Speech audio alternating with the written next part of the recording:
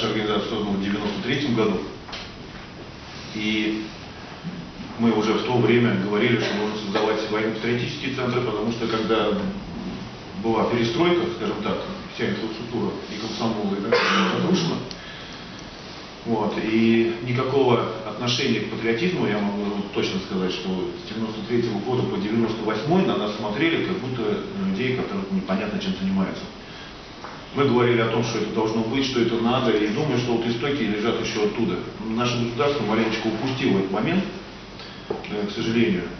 И вот я точно сейчас помню, что пока Владимир Владимирович не сказал в 98 году, что патриотизм должен быть, ничего не изменилось. Он сказал, должен быть, и как бы народ повернулся, и тогда на нас начали смотреть, что мы занимаемся чем-то.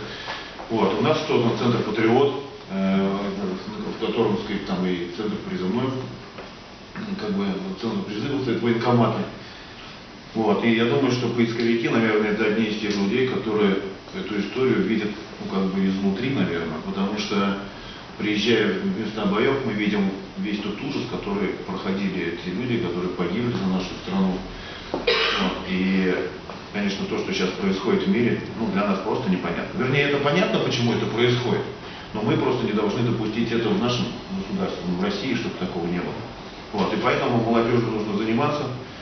Вот, нужно и заниматься и клубами, и по месту жительства, и отрядами. То есть чем мы больше насытим, тем мы больше займем молодежь в возрасте, там, скажем, пускай там, от 7-8 лет, начиная с спорта, заканчивая там, поисковыми экспедициями, тем будет лучше для всех.